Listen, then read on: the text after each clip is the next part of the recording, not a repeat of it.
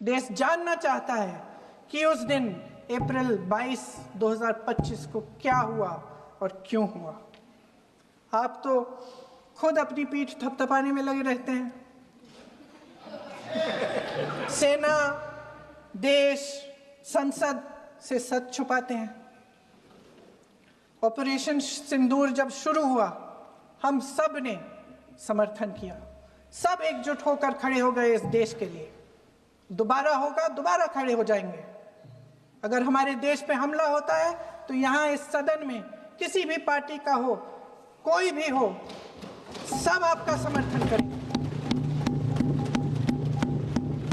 और हमें अपनी सेना पर गर्व है कि उन्होंने इस बार भी दृढ़ता से लड़ाई लड़ी, धैर्य से लड़ाई लड़ी, वीरता से लड़ाई लड़ी।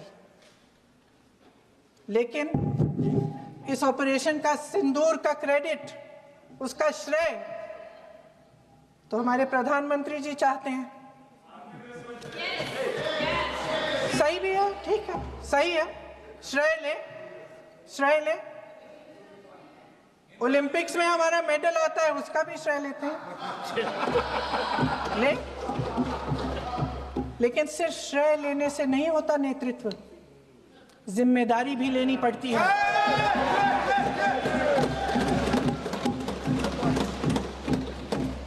देश के इतिहास में ये पहली बार हुआ, देश के इतिहास में ये पहली बार हुआ कि जंग होते होते ही रुक गई। रुक गई है जी।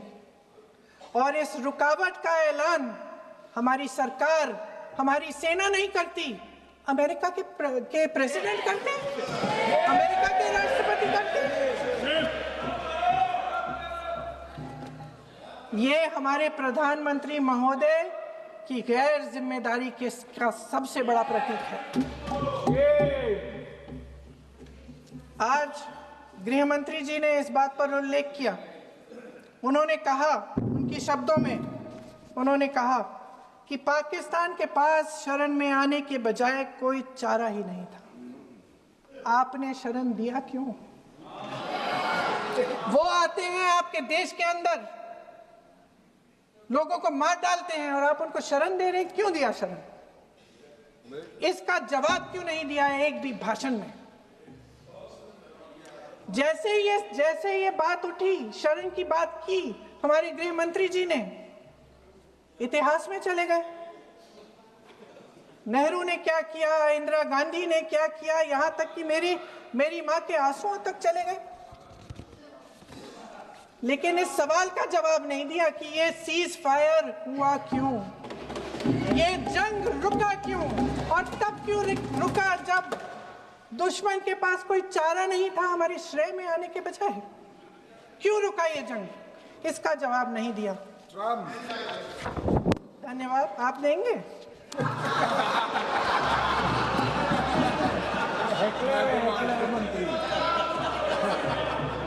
देना भाई, देना। आपको टाइम मिलेगा तो, टाइम नहीं मिलेगा आपको शायद। वैसे महोदय, मेरी माँ की आंसू की बात किए, मैं इसका जवाब देना चाहती हूँ। मेरी माँ के आंसू तब गिरे जब उनके पति को आतंकवादियों ने शहीद किया, जब वे मात्र 44 साल की थी। और आज अगर मैं इस सदन में खड़ी हूं और उन 26 लोगों की बात कर रही हूं, मैं इसलिए कर रही हूं क्योंकि मैं उनका दर्द जानती हूं, महसूस करती हूं।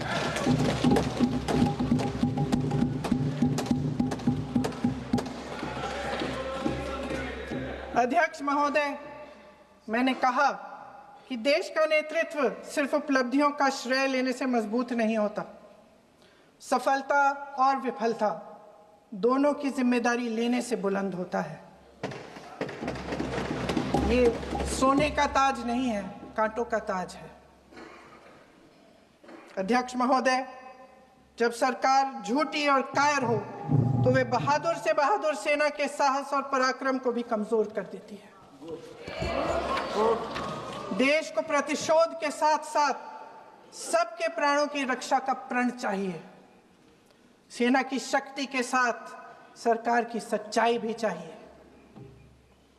महान देशभक्त शहीद इंदिरा गांधी जी, जिन्होंने सफल कूटनीति के बल पर अमेरिका के राष्ट्रपति निक्सन का मुकाबला करके पाकिस्तान का विभाजन करवाया, बांग्लादेश बनाया, 1 लाख पाकिस्तानी सैनिकों को आत्मसमर्पण करने पर मजबूर किया, उन्होंने कभी इसका श्रेय लेने की कोशिश नहीं की।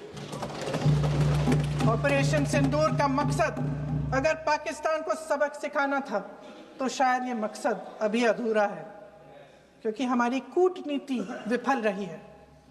इसका प्रमाण यही है कि ऑपरेशन सिंदूर के बाद एक पाकिस्तानी जनरल, जिसके हाथ खून से रंगे थे, अमेरिका के राष्ट्रपति के साथ बैठकर लंच खा रहे थे। अगर ऑपरेशन सिंदूर का मकसद आतंकवाद को खत्म करने का था तो पाकिस्तान को संयुक्त राष्ट्र के आतंकवाद विरोधी समिति का अध्यक्ष चुने जाने से इस मकसद को धक्का लगा है। इसकी जिम्मेदारी कौन लेगा? क्या हमारे प्रधानमंत्री लेंगे? क्या उनमें ये हिम्मत है? नहीं है। अगर इस ऑपरेशन के दौरान हमारे जहाजों का नुकसान नहीं हुआ तो सदन में इसे साफ साफ कहने से क्या डर है? क्यों नहीं कहा है? कल भी रक्षा मंत्री जी ने कहा कि हमारे इंफ्रास्ट्रक्चर का नुकसान नहीं हुआ, तो जहाजों के बारे में भी बता दें, साफ साफ बता दें, क्या हर्ज है? सच्चाई तो है। सवालों से बचने के लिए ये सरकार हमेशा प्रयास करती है। इसकी राजनीतिक कायरता बेमिसाल है। देशवासियों के प्रति जवाबदेही का एहसास ही नहीं है। सच्चाई ये है कि इनके दिल में जनता के लिए कोई जगह नहीं है।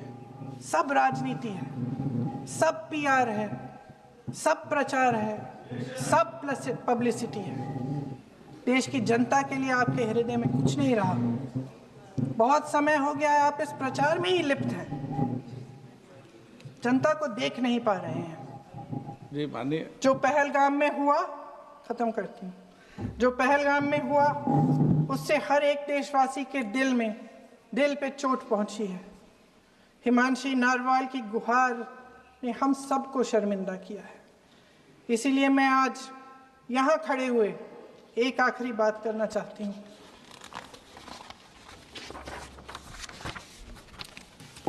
इस सदन में लगभग सभी के पास सुरक्षा है, सुरक्षा की व्यवस्था है। हम जहां भी जाते हैं हमारे साथ सुरक्षा कर्मी आते हैं।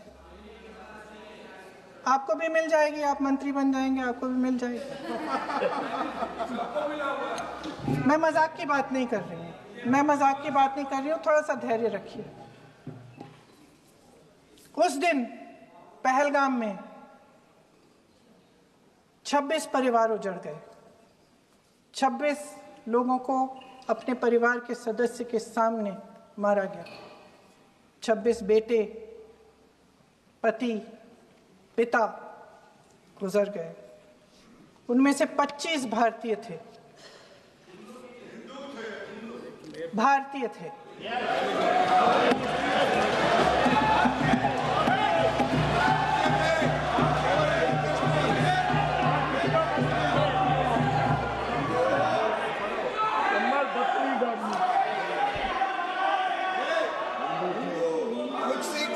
जितने भी लोग बैसारन वैली में थे और जो 25 भारतीय मारे गए, उनके लिए कोई सुरक्षा नहीं थी, कोई सुरक्षा नहीं थी। आप कितने भी ऑपरेशन कर डालें, आप इस सच्चाई के पीछे छुप नहीं सकते, इसे नकार नहीं सकते।